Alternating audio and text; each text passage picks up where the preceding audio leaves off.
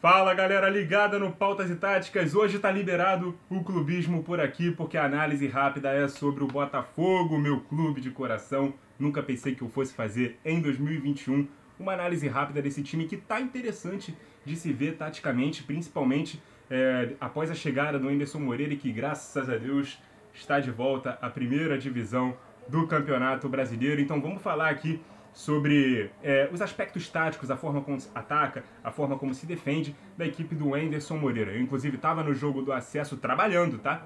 Torcendo também, mas trabalhando. Estava lá pela Alternativa Esportes, a web rádio que eu trabalho. Inclusive, quero agradecer muito a Alternativa por ter me dado a oportunidade de assistir em loco, acompanhar em loco essa partida.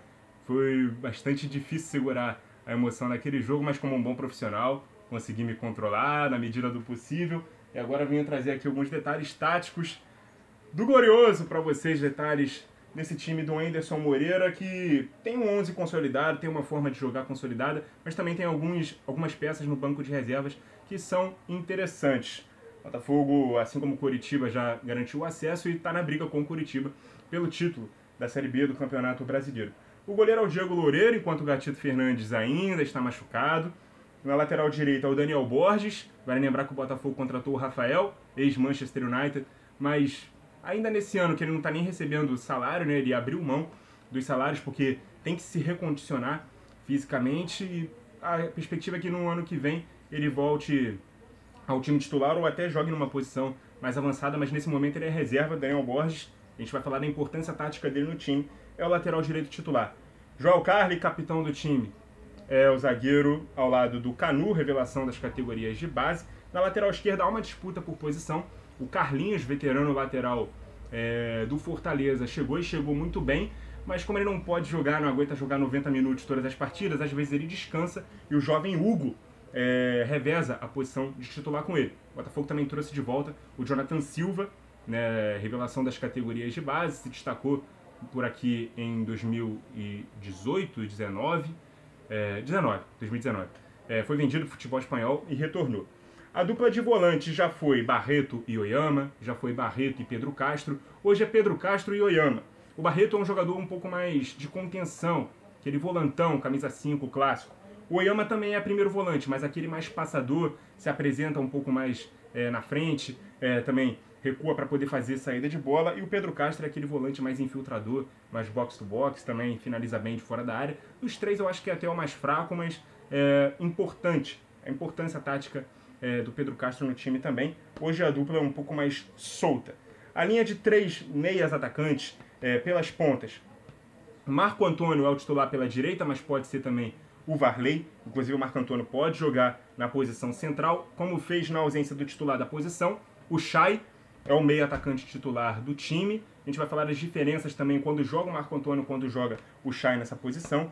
E na esquerda, o Diego Gonçalves, isso. É o ponta esquerda da equipe. O Ronald, que foi titular do Botafogo no primeiro semestre, na reta final do ano passado, da temporada passada também, sofreu uma lesão grave e hoje está ali como um bom reserva imediato.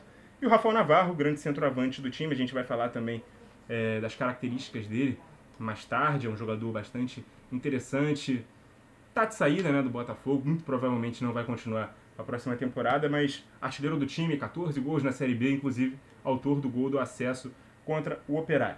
Vamos lá. O Botafogo tem diferentes formas de atacar, dependendo do lado do campo. Quando ataca pelo lado esquerdo e dá mais liberdade para o lateral esquerdo, o Daniel Borges fica como um lateral base, como um lateral mais fixo, e faz essa saída de 3 mais 2.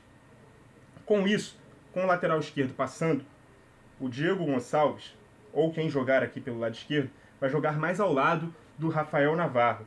Vai jogar no meio espaço, vai buscar o espaço entre o lateral e o zagueiro, justamente para poder dar esse corredor para o lateral esquerdo. E aí, quando a jogada é feita pela linha de fundo, com o lateral esquerdo, o time se apresenta na área com 4 jogadores. O Rafael Navarro sempre no segundo pau, o Diego Gonçalves sempre no meio espaço, o Chay sempre vindo de trás e o ponta do lado oposto, que nesse momento aqui é o Marco Antônio, pode ser o Varley também, sempre se apresenta aqui do bico da grande área para a entrada da pequena área, fazendo essa diagonal. Então o Botafogo sempre coloca 5 jogadores numa linha mais ofensiva e 4 dentro da área para receber o cruzamento pelo lado esquerdo. esses dois jogadores, além de fazer a saída de bola, eles ficam aqui no arredor da área, para poder pegar algum rebote, porque são dois bons passadores e chutadores, não tão bons marcadores assim, mas são os volantes de proteção a essa saída de 3 que acontece pelo lado direito. Agora, quando a equipe ataca pelo lado direito, a forma de atacar se modifica ligeiramente, porque o Daniel Borges ele vai ganhar um pouco mais de liberdade.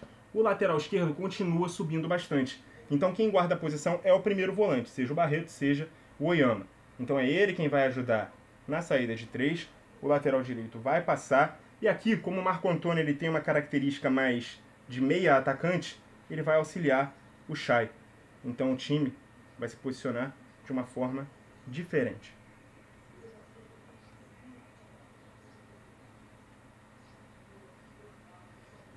A gente enxerga mais ou menos um 3-1-4-2 com esse sistema de jogo quando o time ataca pelo lado direito. Com isso, o lateral esquerdo ele ganha mais liberdade, mas ele não se apresenta na área para poder atacar o segundo pau. Ele tem mais liberdade quando a jogada é pelo lado dele, mas quando é pelo lado oposto, aí os cruzamentos ficam com dois jogadores na área, cada um atacando uma das duas traves, e dois jogadores vindo de trás, Marco Antônio e Chay. Fica aqui ou o Pedro Castro, ou o próprio Oyama, quando o Barreto faz dupla de volantes com o Oyama, mas normalmente, né, ou tem sido Oyama e Pedro Castro. Então o Oyama é quem fica aqui na saída de 3 e o Pedro Castro fica mais como um segundo volante. Armas que esse time ainda tem: os lançamentos longos para explorar a velocidade desses jogadores. Faltou dizer, quando o time não tinha o Chay, né, quando o Chay se lesionou nas últimas partidas e o Marco Antônio jogou por aqui, com o Varley imprimindo velocidade pelo lado direito, era possível ver as conexões lateral-ponta dos dois lados, sempre essa conexão em que o ponta fazia a diagonal e o lateral fazia a ultrapassagem. Isso acontecia dos dois lados, tá? Aqui com o Carlinhos, ou o Hugo na lateral esquerda e o Diego Gonçalves passando, e aqui o Varley, né, no caso, porque o Marco Antônio estava jogando nessa posição, e o Daniel Borges pelo lado direito. Quando o time se defende, seja com o Chay, seja com o Marco Antônio, se defende com duas linhas de 4. E aí o Chay encosta no Rafael Navarro para poder ser esse centroavante, quando era o Marco Antônio também. Só que, quando é o Marco Antônio, ele é um jogador de mais velocidade, então ele também arranca muito. Isso foi muito flagrante no jogo contra o Vasco, a goleada por 4-0 em São Januário, que ele faz 2 gols aproveitando um contra-ataque, um deles marcando no segundo pau, recebendo o passe do segundo pau. Enfim, e o outro encontrando aqui a área vazia, né? Ele é acionado pelo próprio Rafael Navarro, se eu não me engano, e aí ele encontra a área vazia. Quando joga o Chay é um jogador de mais troca de passes, de mais cadência no meio campo, tá certo? Então, quando o Chay joga, ele alimenta muito mais os 3 atacantes. O Navarro ele é um atacante interessante porque ele é ao mesmo tempo aquele finalizador de área que joga de costas, e ele também pode ser um atacante de arrancada, de velocidade, um jogador que não depende só dos últimos passes para poder fazer gol. E é um jogador também voluntarioso. Muitas vezes a gente ia falando dos lançamentos longos, eu quero entrar nesse assunto, na ligação direta para poder romper linha, quando o time está muito lá atrás e quer fazer essa transição mais rápida, o time adversário também está um pouco mais fechado, principalmente nos lançamentos do Carly, que é um cara que tem um ótimo passe longo, e aí quando ele visa o Rafael Navarro, ele já faz imediatamente a disputa com o zagueiro e já liga com o ponta. E aí um ponta ataca por um lado e o outro ponta ataca pelo outro. Quando é o Marco Antônio, ele também se apresenta na frente em velocidade para poder fazer esse tipo de jogada. Então o Botafogo tem essas armas. Rafael Navarro, um jogador muito autossuficiente, mas que também, quando recebe os passes, costuma aproveitar. Defensivamente, o time marca no 4-4-2, como a gente falou, e nem sempre ele sobe tanta pressão assim, mas ele faz uma pressão muito interessante no campo de ataque, que é sempre com esses 2 jogadores aqui, marcando individualmente os 2 zagueiros e deixando os lados livres. Quando deixa os lados livres, obviamente, a opção da saída de bola é com um jogador desse lado. E aí o time fecha todo aquele lado da jogada. Ou seja, induz o adversário a poder fazer a saída com o lateral e não com os zagueiros, sobe pressão com um ponta daquele lado, os atacantes não saem dos zagueiros, os volantes e o ponta encostam, a linha de defesa sobe e o time fecha todas as opções de passe em progressão daquele lado. Força o adversário a fazer o quê? Chutão. E no chutão, Carli é muito bom no jogo aéreo, Kanu é um zagueiro muito bom para poder ficar com a segunda bola. Ou o Kanu é o cara que se adianta um pouco mais para poder fazer aquele combate entre as linhas e o Carli fica como um homem de sobra. Então essas são as armas táticas do Botafogo, do Anderson Moreira, time que conseguiu uma campanha muito consistente da reta final do primeiro turno e principalmente no segundo turno e principalmente dentro de casa. Fora de casa o Botafogo, apesar de ser um time de poucas derrotas na Série B, não consegue apresentar o mesmo desempenho. É um problema, é uma crítica que se faz ao time como um todo, né? Não só do Anderson Moreira. Então é um ponto realmente para se resolver para quando o time voltar para a Série A. O clube não pode vender ilusão para o torcedor, não tem poder aquisitivo para poder fazer grandes contratações. Tem alguns jogadores no elenco atual que vão ser difíceis de serem mantidos, né? O Oyama está emprestado pelo Mirassol e se apresenta no mercado como uma ótima opção, uma opção barata. Se ele não quiser permanecer, não vai ter jeito, infelizmente vai ter que vender. Rafael Navarro já está sendo muito visado no mercado. Marco Antônio tem uma multa rescisória alta, nele que pertence ao Bahia, está emprestado. O Botafogo tem o Marcelo Benevenuto emprestado pro... Tá tocando um funkão lá fora, mas vamos ignorar. O Marcelo Benevenuto está emprestado para o Fortaleza, é um ativo do clube.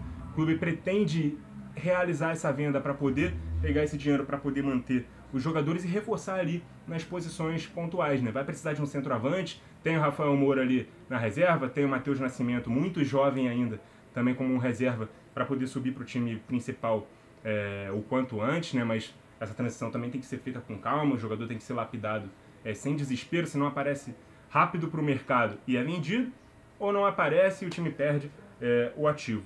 Então, o Botafogo tem que se reforçar de forma inteligente, mas montou um time de operários para a Série B, um time sem muitas estrelas ou sem nenhuma estrela, jogadores praticamente desconhecidos do grande público, mas um time com muita vergonha na cara e com muita força de vontade para poder fazer a equipe subir novamente, né? Diferentemente do Vasco da Gama, né, nosso rival aqui no Rio de Janeiro, que não conseguiu e que montou um elenco com vários jogadores experientes, com vários jogadores que ainda têm mercado na Série A, mas que já estavam, né, desgastados em vários grandes clubes. E aí quando chegaram para o Vasco, meio que acharam que a coisa ia acontecer de forma natural, iria subir de qualquer jeito, por causa da força da camisa e da qualidade dos jogadores. Não mostraram tanta vontade assim, não vão subir, vão permanecer na Série B. Mas é isso. Botafogo está de volta à Série A, parabéns a nós alvinegros. Não sei quantos alvinegros tem aqui inscritos no canal, mas enfim, nunca visei fazer o meu trabalho para um público específico, até por isso eu resolvi falar qual é o meu clube de coração, para que não haja nenhum caça-clubismo nas minhas análises quando eu falar de outros clubes. Então eu sempre deixei muito claro que eu sou alvinegro sim, e que fiz aqui a análise tática do meu clube de coração. Quero a sua opinião, se você não sabia como o time do Anderson Moreira jogava, o que você achou, né, dessas análises. Se você não acompanhou tanto assim a Série B, também quero a sua opinião. Se você acompanhou e viu o Botafogo jogar, o que faltou aqui nessa análise, vamos debater aí sobre o Glorioso e que outros clubes, né, do futebol brasileiro, futebol internacional, até seleções, né, acabou de acabar aí a última data FIFA do ano, vocês querem ver nas próximas análises rápidas, mas hoje foi dia de Botafogo. Muito obrigado a você que acompanhou o vídeo até aqui, continue ligado no Pautas e Táticas e até a próxima!